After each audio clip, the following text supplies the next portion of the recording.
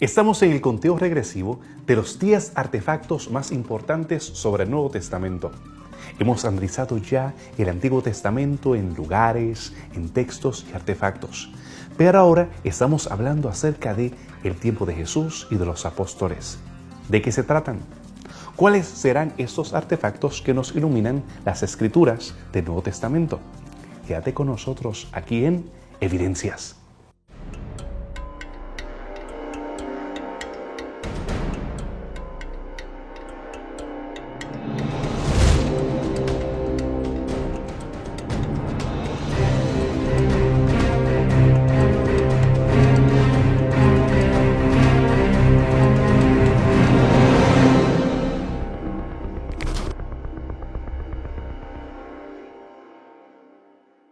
Comenzamos el cuarto programa de esta serie acerca de los Top 10, los 10 más importantes en relación a la Biblia. Ya hemos estudiado los 10 lugares más importantes en relación a la Biblia, hemos analizado textos del Antiguo Testamento y artefactos también. Ahora estamos llegando al Nuevo Testamento. ¿Y cuál es el lugar número 10? Este lugar estaba inaccesible para la mayoría de nosotros debido a que estaba en una zona bélica. En este lugar habían minas, tanto de Israel como de parte del lado de Jordania. Pero hace poco hemos tenido la oportunidad de encontrar lugares de bautismos que se utilizaron a través de los siglos por los cristianos, porque aquí es donde quedaba Betania del otro lado del Jordán, Beit Anía. En este caso nosotros tenemos los árabes conociéndolo como Mactas. Aquí nosotros podemos ver cómo el agua del río Jordán se estancaba en algunos de los bautisterios cuando crecía el flujo, porque este flujo del Jordán crece especialmente durante la primavera. Pero tenemos que este lugar era recordado ya desde el Antiguo Testamento. Cerca de esta región fue que Elías cruzó en seco. Y sí, también cerca de esta región es que el pueblo de Israel cruzó en seco también. En el caso de este lugar de Betania, del otro lado del Jordán, nosotros tenemos al otro lado, del lado de Israel, a la ciudad de Jericó, siendo este lugar particularmente importante para la predicación de Juan el Bautizador. De esta región desértica, él llamaba a las personas a bautizarse, pero él advertía que aunque él bautizaba con agua, vendría otro que bautizaría con el Espíritu. Nosotros tenemos en la palabra de Dios un hecho muy interesante que es la predicación de Juan el Bautista.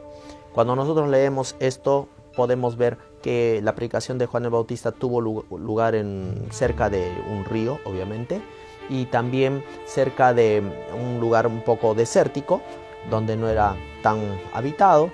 Y esto es el contexto que nosotros podemos encontrar en Betania, que se encuentra justamente al otro lado del río Jordán, más o menos a la altura de Jericó. Para hacer un recuento de la historia bíblica, nosotros podemos ver que este lugar tiene un gran significado debido a que el profeta Elías, ya hace muchos años atrás, él había hecho había tenido algo muy especial en este lugar, que fue cuando él sacudió el río con su manto y el río fue partido en dos, gracias a la obra que Dios hizo ahí, y lo siguió el profeta Eliseo junto con él. Así que esto es como una resemblanza, una imagen que nos viene a la mente cuando el profeta, después Juan el Bautista hace su ministerio y él se relaciona a sí mismo con el Elías, porque la Biblia lo llama a Juan el Bautista el Elías, el Elías que iba a devenir justamente antes que el Mesías viniese. Así que Juan el Bautista empieza su ministerio en este lugar bautizando a las personas. Y es un lugar bastante ideal porque se encuentran ahí varios, pozos de agua donde posiblemente Juan el Bautista bautizó a las personas que se encontraban escuchando el mensaje de la palabra de Dios. Es importante distinguir la Betania donde Juan el Bautista realizó su ministerio, que podríamos también nombrar la Betábara por el texto bíblico, de la Betania que se encontraba cerca del Monte de los Olivos, que fue el lugar donde Jesús se relacionaba constantemente con la casa de Lázaro. Ustedes saben que era un lugar favorito para Jesús encontrarse con Lázaro, la familia de Lázaro, Marta, su hermana de Lázaro. Entonces era un lugar muy especial. Y es importante hacer esta distinción, no son los mismos lugares. En este lugar que se encontraba en Jerusalén, Cristo tenía mucha comunión con la familia de Lázaro, mientras que en el otro lado era el lugar del ministerio del gran profeta Juan el Bautista. Hemos llegado al lugar número 9 en nuestra lista del Nuevo Testamento. Este artefacto se encuentra en la ciudad de Corinto, una ciudad cosmopolita que tenía en su costa del Egeo y también en su costa del mar Adriático dos puertos igualmente importantes. En el caso del artefacto tenemos el bema. Esta es la plataforma donde en el libro de los Hechos se nos recuerda que Pablo fue juzgado. Pablo, desde aquí, él pronunció el discurso que hizo que cambiara la ola de los eventos de estar en su contra a estar a su favor. También aquí en Corinto encontramos el mercado, ese mercado que él hace referencia en su carta, en 1 Corintios 8, donde se ofrecía carne a los ídolos. En la parte de atrás nosotros podemos ver el Acrocorinto. Esa parte alta es donde había un templo a Afrodita. 1000 vestales, jóvenes, prostitutas sagradas, las cuales tenían un culto erótico que era famoso por todo el Mediterráneo. Entendiendo así estos artefactos, lugares y elementos culturales, podemos entender con mayor claridad la carta de Pablo a los Corintios. Pues la ciudad de Corinto siempre fue una ciudad muy importante en la antigüedad, y esta ciudad griega pues también se ha excavado extensamente durante muchos años y se han descubierto muchas cosas que algunas veces no tienen ninguna relación con la Biblia, pero otros pues quizás nos ayudan a comprender algunas cosas que sí están relacionadas con la Biblia. Y vemos la importancia de esta ciudad porque tenemos dos cartas que están preservadas en el canon del Nuevo Testamento, que fueron escritas por Pablo y dirigidas a Corinto. Y quizás algunas excavaciones y algunos descubrimientos hechos allí pueden ayudarnos a comprender algunas alusiones que Pablo hace en la carta a los Corintios en el versículo 13:1. Si yo hablase en lenguas humanas y angélicas y no tengo amor, vengo a ser como un metal que resuena o címbalo que retiñe. Pues interesantemente hay unos complejos de mercados en Corinto que fueron excavados, donde se muestra que uno de los intereses comerciales más importantes de Corinto eran los trabajos en bronce, que es un metal. Y es posible que cuando Pablo mencione este sonido de un metal que resuena o un címbalo que retiñe, él tenga en mente estos mercados que estaban allí trabajando con los metales, con el bronce, ya que cuando ellos trabajaban con el bronce y estaban dándole así un sonido de un metal que resonaba por todo aquel lugar. Y es posible que Pablo tenga en mente ese mismo mercado y esos mercados que estaban allí y lo utilizó como una metáfora para su alusión en este capítulo. Y esto también lo podemos corroborar porque en el versículo 12 de ese mismo capítulo él menciona otra cosa muy importante. Y aquí dice: ahora vemos por espejo, oscuramente, mas entonces veremos cara a cara. Ahora conozco en parte, pero entonces conoceré como fui conocido. En esos mismos lugares donde se trabajaba en bronce, también se encontraron estos espejos, donde la gente los pulía demasiado para que la superficie del bronce fuera lo suficientemente transparente para mostrar un reflejo. Y a diferencia de los espejos modernos que tenemos hoy día, donde los espejos pues son claros, en aquellos tiempos los espejos eran un poco más opacos, porque era de bronce o de otros metales que la gente los pulía. Así que cuando Pablo habla de un espejo que es oscuro, está hablando de los espejos que se construían en Corinto y de los espejos que se usaban en aquel tiempo, ya que esos espejos eran opacos, a diferencia de los modernos. Así que cuando Pablo utiliza la metáfora del espejo, pues se está refiriendo exactamente a estos espejos que también estaban siendo construidos en Corinto y tenían esta apariencia opaca porque estaban hechos de bronce. Y esto es una perfecta metáfora para el mensaje de Pablo, diciendo que aunque ahora vemos las cosas opacamente por medio de estos espejos de bronce, en algún momento vamos a ver las cosas mucho más claras que como se ven ahora en estos espejos, y lo vamos a ver cara a cara. El número 8 es un lugar muy importante en relación a la vida de Cristo. Aquí se encontró una casa con implementos de pescador. No podemos decir con seguridad que esta era la casa de Pedro, Andrés, Juan o Jacobo. No tenemos ningún grafiti, ninguna inscripción que la pueda identificar así, pero sí tenemos evidencia que eran pescadores.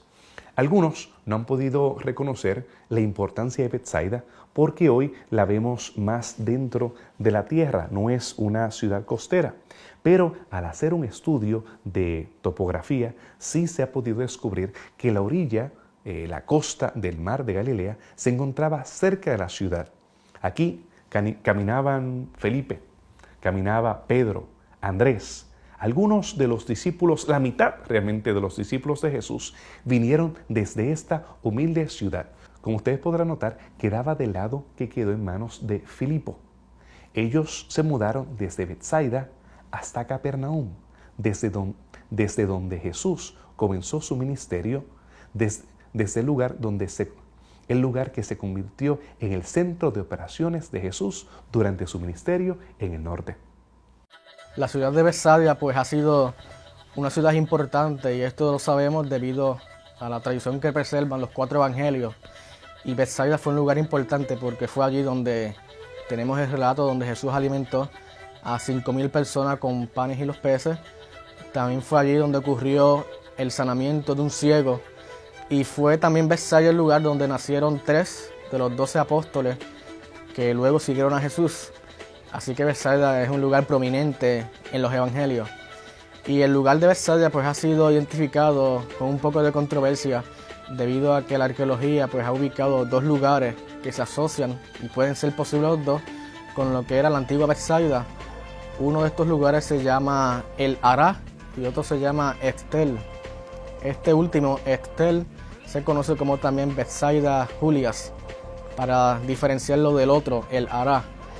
Y debido a las muchas excavaciones que se han hecho, el último, Estel, no se ha excavado grandemente. Y el primero, El Ará, sí se ha excavado y se han encontrado grandes cosas que se pueden asociar con la antigua Betsaida. Y en este lugar fue que se encontró en 1987, donde los arqueólogos pues lograron identificar claramente algunos utensilios que databan del siglo I después de la era común, que es el mismo tiempo de Jesús. Y algunos de estos utensilios pues se asociaban con la pesca, y otros pues contrarrestaron esa posición y dijeron que algunos de estos artefactos pues fueron descritos muy prematuramente, y fue verdad, algunos de estos artefactos pues fueron mal identificados, pero continuas excavaciones han traído nuevos artefactos e instrumentos que claramente son asociados con la pesca. Y esto es muy importante porque este lugar se encontró en una ciudad helenística romana del siglo I con instrumentos de pesca, y el único lugar que puede cuadrar con esta descripción es la ciudad de Betsaida, una ciudad que se encontraba cerca del mar de Galilea, en la costa norte. Y debido a estas 2 alusiones, pues nosotros podemos saber que este lugar está relacionado, o puede ser la Betsaida bíblica, aunque todavía no podemos decir con seguridad que El Ará, que es el nombre donde se han encontrado todos estos artefactos, sea exactamente Betsaida, pero por lo menos tenemos una evidencia física de estos instrumentos que datan del tiempo de Jesús y que son instrumentos de pesca que nos pueden ayudar a tener con más claridad el contexto de estas ciudades que habitaban en la costa del mar de Galilea. Estos primeros 3 que hemos mencionado se relacionan a la vida de Jesús y a la vida de Pablo. Tenemos el lugar donde Jesús fue bautizado, tenemos una de las ciudades más importantes en el ministerio de Pablo, que se convirtió en un centro de operaciones para él, y también tenemos el lugar, la casa de uno de los pescadores, probablemente conocido por Pedro, Andrés, Jacobo, Juan y Felipe. Los próximos 3 artefactos están en relación con la vida de Jesús. No te puedes mover, quédate con nosotros después de esta pausa en Evidencias.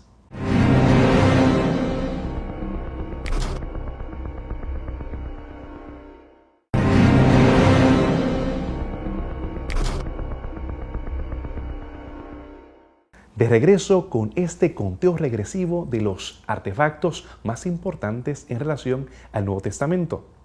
Tú has estado haciendo tu propia lista y apreciamos que la compartas con nosotros en nuestra página en Facebook. Si quieres solicitar nuestros estudios bíblicos, solicítalo. Escríbenos a través de nuestro correo electrónico. Y estamos llegando a los próximos 3 que les dije que tienen relación con la vida de Jesús. El primero de ellos se refiere a estos implementos de piedra que nosotros podemos ver. Esos implementos de piedra nos hacen recordar a Caná, el milagro, donde fueron llenados de agua, pero fueron convertidos en vino. Estos implementos rituales eran muy comunes en la cultura hebrea de principios de siglo, cuando Jesús vivió. ¿Por qué? Porque los mismos, al ser de piedra según la ley levítica, no tenían que ser destruidos si eran inmundos, sino que ellos podían ser lavados para ser preservados. Las ruinas pertenecen a la casa de Catros. Fue descubierta después de las excavaciones de la década de los 70, cuando pudieron ver esta casa sacerdotal, la cual fue destruida en el año 70 después de Cristo. Tratar de imaginar los últimos momentos dramáticos de la destrucción de esta gran mansión, con muchos cuartos, con frescos en las paredes, con las diferentes vasijas rituales y los mikvé, en este caso las piscinas o estanques que se utilizaban para bautizarse ritualmente, en el caso de los judíos. Nosotros podemos imaginarnos la prosperidad y contrastarla con la pobreza que había entre el resto de la comunidad en Jerusalén. Desde hacía mucho tiempo los arqueólogos querían tener una evidencia física de la destrucción de Jerusalén en el año 70. Y no fue hasta hace algunos años atrás que se descubrió una casa que estaba rodeada y tenía evidencia de cenizas, y que donde se encontró se podía datar del siglo I, después de la era común, que corresponde más claramente al año 70, que fue el único momento donde se pudo destruir con fuego.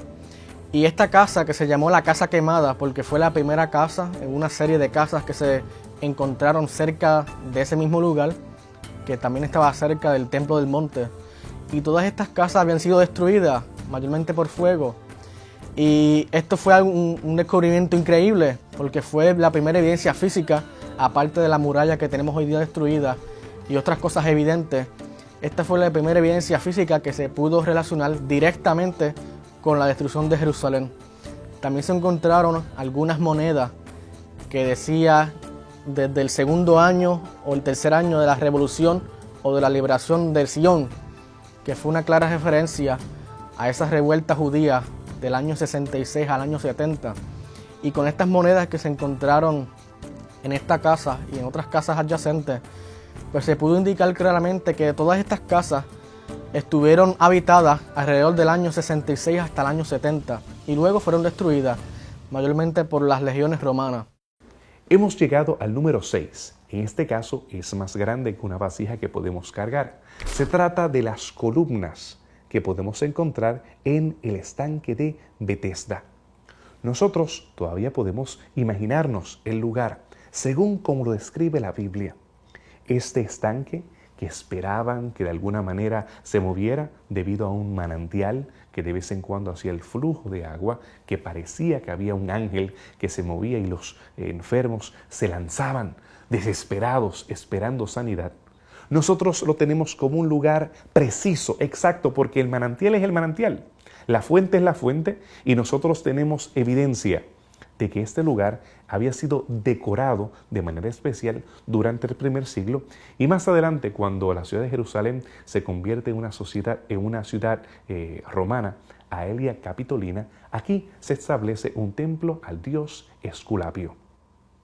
Aunque muchos todavía siguen debatiendo posiblemente la ubicación de la piscina o el estanque de Betesda, la mayoría de los arqueólogos conservadores consideran que el lugar ha sido identificado y que está relacionado con la estructura de la iglesia de Santa Ana. Todavía hoy día podemos visitar este lugar y descubrir elementos de la estructura que es preservada todavía, que nos recuerda detalles que el texto de Juan nos ofrece y que ciertamente cubren características relacionadas con la ubicación que el Evangelio de Juan nos ofrece. Interesante, con este descubrimiento tiene que ver la ubicación y un nombre que se le da de las puertas de las ovejas, donde encontramos que era un lugar para preparar a los animales que iban a ser llevados al templo, pero que también servía como un lugar para purificación para algunas personas en términos de sentir que podía ser el lugar donde podían obtener sanidad. Interesantemente, algunos han considerado que en la historia posterior al periodo del Nuevo Testamento, cuando los romanos destruyeron Jerusalén, luego en este lugar mismo se rendía adoración a un Dios que ofrecía sanidad. Así que pareciera ser que en cierto sentido este lugar estaba asociado con algunas características milagrosas de sanidad. Así que interesantemente pareciera ser algo que fue preservado sobre el lugar y que no solo estuvo en momentos con la historia del Nuevo Testamento, sino incluso historia posterior. Lo que es interesante además conservar es que ninguna persona que estuviera interesado en su pureza ritual se iba a sentir cómodo en visitar un lugar como este. Definitivamente la persona que iba a este lugar no iba a poder preservarse ritualmente puro para poder ejecutar otras prácticas de la religión judía de aquellos días. Lo interesante es ver a Jesús visitar este lugar que ninguna persona religiosa de aquellos días, preocupada por su pureza ritual, iba a pensar hacer. Así que pienso que esta historia, que es lo que el Evangelio de Juan quiere destacar, nos habla de un Jesús que va a los lugares que uno no se imagina y trabaja con los casos que son más desesperados, como fue el paralítico de Betesda, para darnos esperanza que Dios puede ir donde nosotros no nos imaginamos que Él pueda ir. Así que pienso que esta historia es rica por su contenido espiritual y interesantemente pues encontramos evidencia arqueológica que nos ubica geográficamente por lo menos la localización donde estos eventos pudieron haberse dado. Para un predicador actual, tal vez un púlpito, un podio, se convierte en el elemento principal de su proclamación. ¿Qué en cuanto a Jesús? ¿Cuál sería el podio favorito de Jesús, donde tal vez enseñó sus principales lecciones y tal vez hizo algunos de sus milagros más impresionantes? Bueno, no se trata de una impresionante plataforma, se trata de un simple bote. Sí, desde aquí, desde un sencillo bote fue que Él enseñó, viajó, hizo milagros y también dio instrucciones muy importantes a sus discípulos. No podemos asegurar que específicamente era el bote de Jesús, aunque muchas personas así lo llaman. Pero sí este bote fue encontrado de manera definitiva en el mar de Galilea, a las orillas del mismo después de una sequía en la década de los 80. Ahí se pudo rescatar este bote que probablemente fue hundido en eso del año 70 después de Cristo, en la gran batalla de Migdol, pequeña ciudad de donde salió María Magdalena. Y este bote, en esa revuelta, esa lucha entre romanos y judíos, fue hundido en las orillas de este Pacífico mar. Y realmente uno sentarse en un bote, en ese mar, es una experiencia maravillosa. Uno se puede transformar a diferentes escenas, escenas pacíficas como Jesús durmiendo en la proa del barco, meciéndose, mientras se va desarrollando una gran tormenta. Y entonces Él con gran autoridad declara, calla, enmudece. El poder compartir con mi niño algunas de esas historias, imaginarle, contarle sobre Jesús caminando sobre las aguas y el impetuoso Pedro diciendo, déjame ir, déjame caminar, y él teniendo la valentía de salir del bote, son algunas de las historias que podemos recordar en las pacíficas aguas del mar de Galilea. En enero de 1986, en la costa de norte del mar de Galilea, se encontró en el lodo del fondo de ese mar un bote que, de acuerdo a las dataciones arqueológicas, correspondía también al siglo I después de la era común. Y rápidamente las personas pues se asombraron porque un bote como este era un ejemplo de los que Jesús pues posiblemente utilizaba para transportarse de un lugar a otro. Este bote medía unos 26 pies de largo por 7 de ancho y 4 de alto. Y este bote quizás podía acomodar unas 13, 15 personas. Y este bote mayormente se utilizaba para cruzar y pescar en el mar de Galilea. Y la gente claramente lo asoció con Jesús y se puso ese nombre del bote de Jesús o el barco de Jesús. Y algunas personas pues quisieron ir un poco más allá de la evidencia y asociarlo con otras evidencias que no vienen al caso, pero ninguna de estas cosas puede ser posible porque han habido muchas teorías con respecto a este barco. Lo que sí sabemos es que este barco pues data del siglo I y es un barco que posiblemente fue de los mismos que Jesús utilizó para transportarse de un lugar a otro. Y este barco pues fue reforzado con poliéster y con otros artefactos por los arqueólogos que lo consiguieron para que de esa manera no se rompiera y se preservara. Y de esa manera lo movieron más de 500 yardas a un museo cercano y donde se encuentra hasta el día de hoy. Y ese barco pues nosotros sabemos que corresponde a un barco del siglo I porque tan solo una milla después de ahí, en una ciudad que se conoce como Migdal, se encontró en un mosaico una imagen, una ilustración de un barco muy similar a este. Así que estamos muy seguros que este es un barco que corresponde al siglo I, es un barco de los que posiblemente Jesús utilizó. No sabemos si este mismo fue el que Jesús utilizó, no lo sabemos, es posible o tampoco es posible. Lo que sí sabemos es que es un barco típico de los que se utilizaban en el tiempo de Jesús. Estos 3 artefactos se relacionan a 3 milagros de Jesús. El primero, tenemos vasijas en piedra similares a las utilizadas en el primer milagro del Maestro, cuando en las bodas de Caná convirtió el agua en vino. El segundo de ellos se trata de la piscina de Betesda, donde aquel hombre que se encontraba paralítico esperando de alguna manera que él pudiese ser sanado, Jesús le da la capacidad de poder levantarse y caminar. Y también tenemos un bote similar al cual Jesús hizo tantos impresionantes milagros y también pronunció tan impresionantes sermones. Pero el próximo bloque será menos alegre. Es importante, son artefactos que tienen que ver con la vida del Maestro, pero no se trata de milagros, son de los capítulos oscuros al final de la vida del Maestro. Quédate con nosotros después de esta pausa aquí en Evidencias.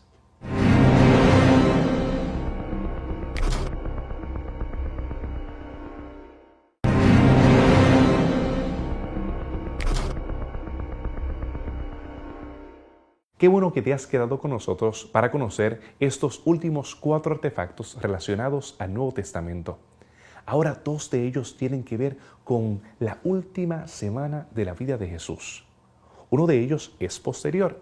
En este caso tenemos la burla, y esto lo hace particularmente importante, porque si se tratara de uno de los evangelios o una casa de culto, o se tratara de algún recuerdo o ícono de los cristianos, pues algunos críticos de la Biblia podrían sugerir que es solamente propaganda.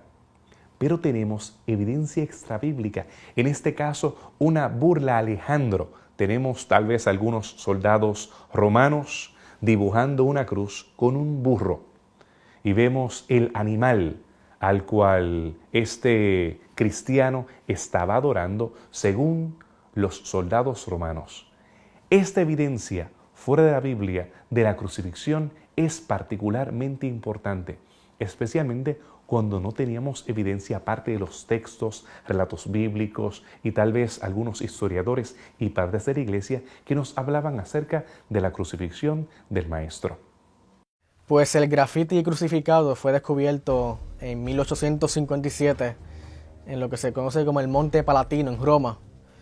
Y nosotros sabemos hoy día que este grafiti de un crucificado era una burla, es una parodia que hizo alguna persona entre los siglos I o el siglo III después de la era común. Y esta persona pues estaba en contra del cristianismo sin duda alguna, debido a que en este grafiti aparece una persona que aparentemente tiene las manos extendidas y está crucificada. y la cabeza de esa persona crucificada pues es la cabeza de un burro. Y obviamente esto es una burla hacia el cristianismo. Y de la misma manera como hoy en el presente algunas personas utilizan estos métodos, ya sea para burlarse de sus oponentes en los aspectos políticos, los aspectos religiosos, lo mismo ocurría en la antigüedad. Y estas personas quizás fue un pagano, o fue una persona, o fue un judío, no sabemos quién fue, que estaba en oposición al cristianismo.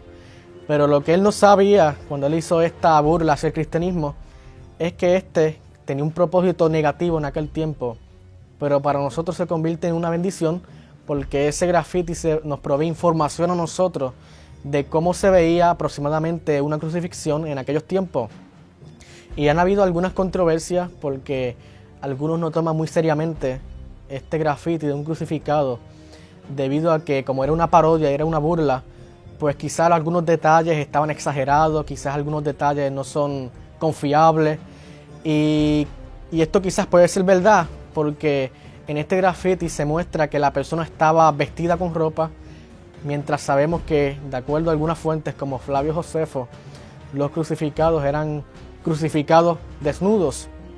Y también en este graffiti se muestra que la persona que estaba con los brazos extendidos estaba como que sentado en un pequeño asiento en medio de la cruz. Y no tenemos evidencia tampoco textual y literaria de que los crucificados tenían algún pequeño eslabón en la cruz para ellos poder asentarse. Ellos simplemente tenían los brazos extendidos y el cuerpo pues estirado en la cruz. Así que ¿hasta qué punto podemos tomar este graffiti como una representación confiable de una crucifixión? Pues siendo objetivo, pues hay que tener cuidado, pero al menos tenemos la descripción gráfica más temprana hasta ahora sigue siendo esa. Y quizá nos da una idea de cómo eran los crucificados, ya que sabemos que de acuerdo a este graffiti eran crucificados a cierta altura del piso y con los brazos extendidos. Y esa información es confiable y está atestiguada en muchas fuentes. Así que este graffiti que tenía un propósito negativo, para nosotros se convierte en un propósito muy positivo, porque independientemente si es confiable o no, es una evidencia de la crucifixión que se hacía en la antigüedad. No solamente no había evidencia para la crucifixión de Jesús o algún relato fuera de los evangelios, historiadores o padres de la iglesia, sino que no había evidencia artefactual de que hubiese habido ninguna crucifixión en Israel durante el primer siglo. Hasta que hace algunas pocas décadas atrás encontramos un osario, una caja de huesos con evidencia de un hueso de un crucificado. En este caso vemos cómo cerca del tobillo él fue crucificado. Eso niega teorías que presentaban un pie sobre otro pie para la crucifixión, sino que vemos que ambas piernas fueron clavadas de un lado y del otro. De esta manera nos da un cuadro diferente acerca de cómo se hacía este método de tortura por parte de los romanos. En esta pequeña caja de huesos tenemos la única evidencia de la crucifixión, a pesar de que los textos nos hablan acerca de miles de crucifixiones, que hubo un bosque rodeando Jerusalén de crucificados, no habíamos encontrado ninguna evidencia artefactual. Y aquí tenemos un artefacto que, aunque no podemos probar que está relacionado con Jesús, con cristiano, y ni siquiera prueba la crucifixión de Jesús, pero sí es una evidencia que nos hace ver crudamente este horrible método de tortura, el cual los evangelios nos dice que fue sometido el Maestro, el Rey del universo. Al este de Jerusalén, en una tumba que data del primer siglo después de Cristo, o hoy en día se quiere denominar como la era común o la era o el Anno Domini en latino, el año del Señor, se encontró justamente una tumba donde se encontraba un osuario en esta tumba que data del primer siglo después de Cristo, y dentro del osuario se encontraron los huesos de una persona que había sido crucificada. El osuario lee en hebreo Yohanan ben Jacob o Yohanan, hijo de Jacob. Quizás más parecido etimológicamente con Jonatán o con Juan, Johannes en griego. Pero lo importante de esto en realidad es el hecho de que es una persona crucificada cerca de la época donde fue crucificado Cristo, y en uno de los huesos, sobre todo en el hueso del tobillo, el clavo todavía estaba atravesado en el hueso. Por lo tanto, encontramos una evidencia clara de cómo se hacía el método de crucifixión, y contrario a la creencia popular en donde los pies se ponen uno encima del otro y el clavo entraba en la parte frontal, vemos que en este hueso en realidad la parte entra del lado lateral, teniendo ambos pies pegados al madero y los clavos atravesando de lados laterales hacia el tobillo. Así que encontramos una evidencia de la época. Los huesos de este muchacho son de una persona joven. Estamos hablando de una persona quizás entre los 25 y los 30 años de edad. Y nuevamente, posiblemente algún judío que se rebeló en contra del Imperio Romano, algún celote, alguna persona que llegó a convertirse en una amenaza política para el Imperio Romano, y entonces fue crucificado justamente en esta época. El lugar cuarto y el tercero nos hablan acerca de el último día del ministerio terrenal de Jesús antes de su resurrección. Nos presentan la muerte del Maestro cuando fue crucificado, que no teníamos evidencia artefactual hasta que encontramos los mismos. Entonces, ¿qué podrá ser más importante que eso? ¿Cuáles son los dos artefactos más importantes en relación al Nuevo Testamento? Quédate con nosotros después de esta pausa aquí en Evidencias.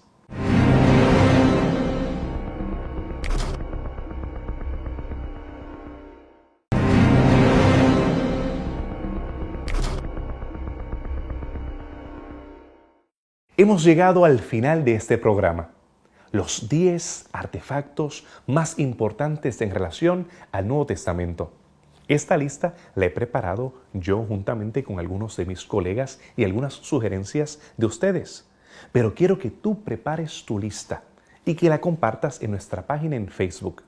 También allí puedes solicitar estudios bíblicos, inquietudes, preguntas, sugerencias para programas futuros. Precisamente hemos diseñado algunos de nuestros programas para contestar las preguntas que tú nos has escrito. Ahora, cuando nos acercamos a los últimos dos artefactos más importantes en relación a la vida de Jesús, vamos nuevamente a Jerusalén. Ahí vemos el muro occidental, llamado por muchos el Muro de los Lamentos. Este artefacto, esa muralla que no pertenecía al templo, sino la plataforma que sostenía el templo, y las piedras relacionadas a la misma, que son piedras destruidas. No solamente tenemos evidencia de la magnitud, lo colosal que eran esas piedras, sino que tenemos incluso una inscripción en una de las mismas, la cual identifica el lugar donde se paraba aquel sacerdote a tocar la trompeta que anunciaba el Shabbat.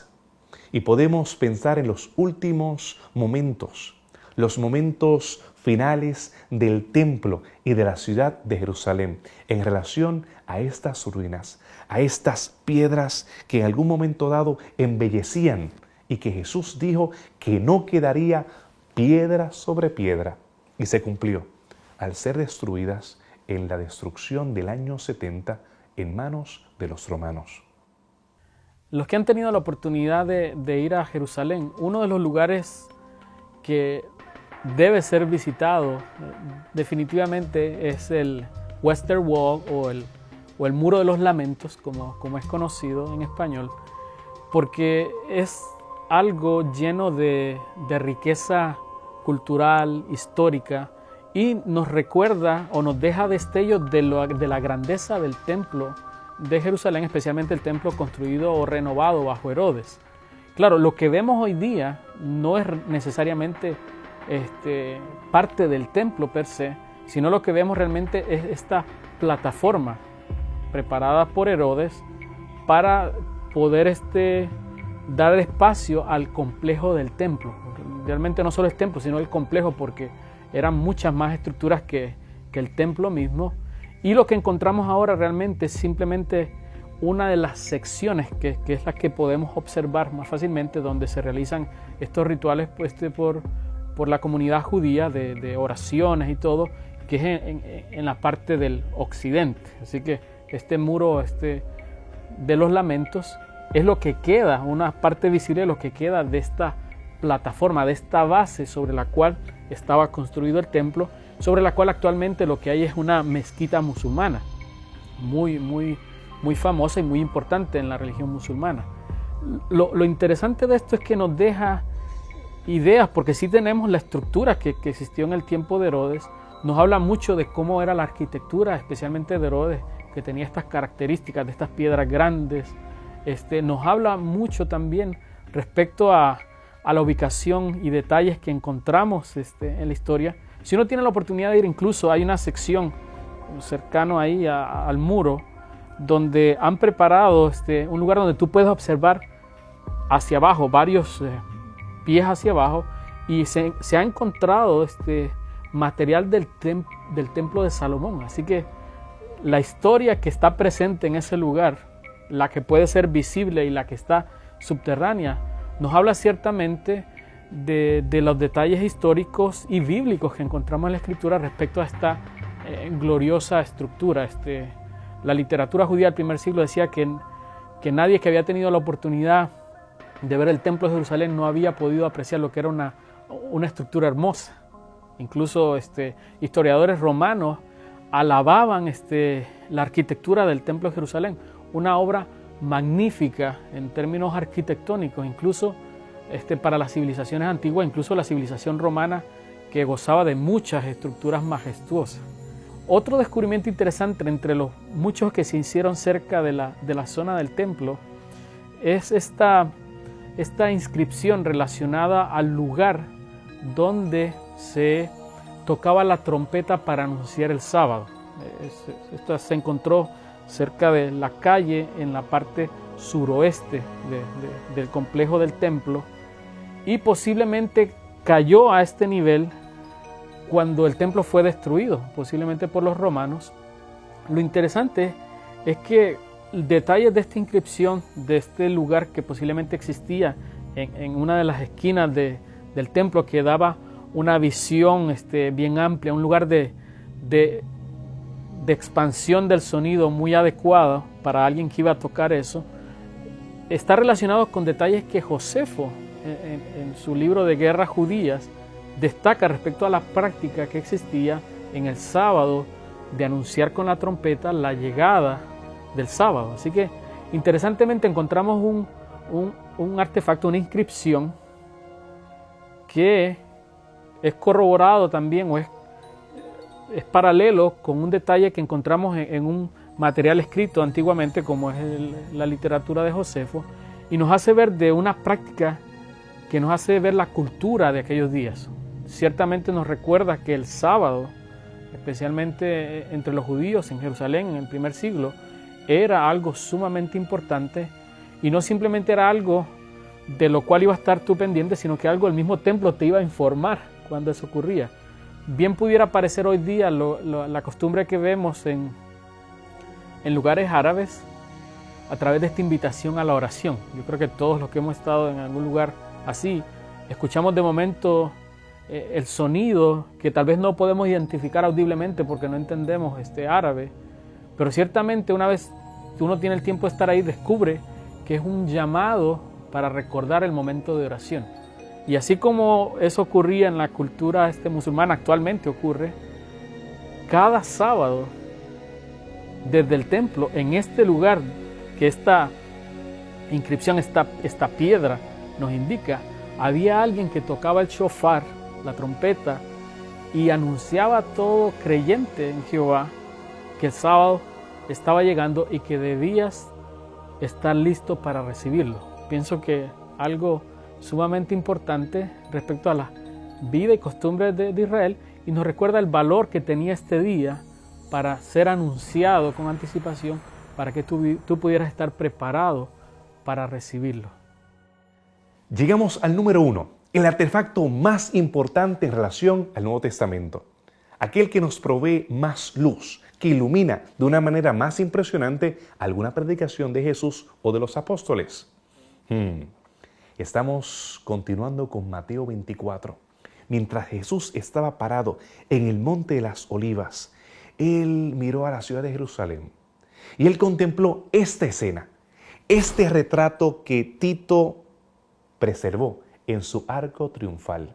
Sí, Jesús vio este mismo cuadro y lloró frente a él.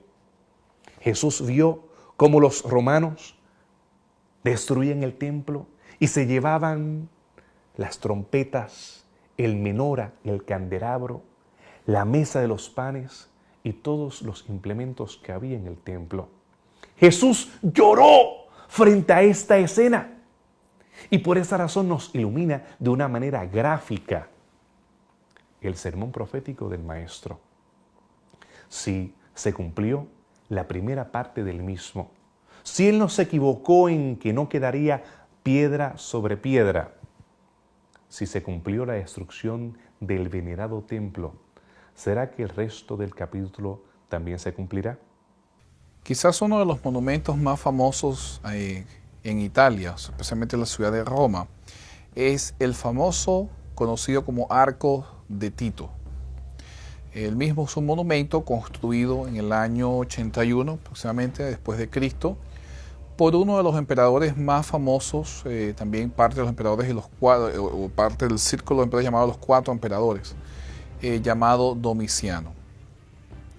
Él mismo conmemora, de hecho, conmemora la victoria de Titus y Vespasiano sobre la revuelta judía, la cual duró más o menos desde el año 66 hasta el año 70 después de Cristo, y que inclusive es mencionada por Cristo en Mateo 24, donde habla justamente de esta destrucción que habría de ocurrir sobre Jerusalén.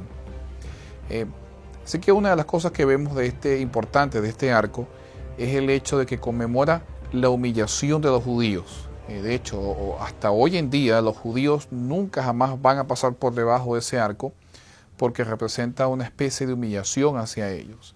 Lo interesante es el contexto histórico en el cual Domiciano construye este arco. Domiciano había visto cómo durante la era de Titus y Vespasiano el culto al emperador había caído, se había disminuido. Así que Domiciano, proclamándose a sí mismo como el nuevo Augustus, comienza a desarrollar una serie de proyectos y reformas religiosas y arquitectónicas para conmemorar su deidad. Y dentro de estos proyectos obviamente está el Arco de Tito, que representa la victoria del emperador romano como Dios sobre los dioses judíos. Estas palabras, nadie puede con Roma porque los judíos son humillados por Roma. Es durante esta época donde se considera que el libro de Apocalipsis fue escrito, y es justamente durante esta época donde comienzan los conflictos de los cristianos con los romanos. Hasta hace poco los cristianos eran considerados una subsecta judía, pero ahora los cristianos se ven en una decisión difícil, porque o adoran al emperador y son leales a lo que era la parte político-religiosa del imperio, o se procliven de mismo y entonces son víctimas de persecuciones sin misericordia. De hecho, se han registrado muchas ejecuciones, no necesariamente por razones religiosas, pero muchas ejecuciones judías dentro de la época de Domiciano. Y la persecución cristiana, pues obviamente se incrementó durante esta época. Nuevamente, es el contexto histórico lo que le da relevancia en realidad a la construcción de esta arca, porque era una forma de Domiciano decir, el emperador, el dios de Roma, puede más que los demás dioses. Poco antes de Jesús enunciar su sermón profético, Él había declarado que si los niños y las personas callaran, las piedras hablarían. Durante esa última semana, Él de manera gráfica quería dar a entender que aún gentiles o otras personas o las piedras mismas declararían que Él era el Mesías, el Rey de los judíos. Ellos proclamaban Hosanna, Oseas, salvación, na, ahora, salvación, ahora. Y todos estos artefactos han proclamado Hosanna, salvación ahora. Hemos podido ver artefactos relacionados a los milagros de Jesús. Los hemos visto en relación al ministerio de los apóstoles. Hemos podido reconocer evidencia sobre la tortura y muerte, el costo que tuvo tus pecados y mis pecados por amor y para la salvación de la humanidad. Y también hemos visto ese sermón profético que nos hablaba de destrucción, que utilizó la destrucción de Jerusalén como una ilustración de la destrucción y renovación de este mundo. El capítulo no termina solamente con aniquilación. Tenemos esperanza. Después, cuando regrese el Señor, que ha viajado mucho para cuadrar cuentas con los siervos, el novio que llega a medianoche para buscar a las que se encuentran listas, aquel que ha de dividir las ovejas y las cabritas. Esa es la esperanza. El día y la hora nadie lo sabe, pero de seguro el que ha de venir vendrá. Te pregunto, ¿tú estás listo?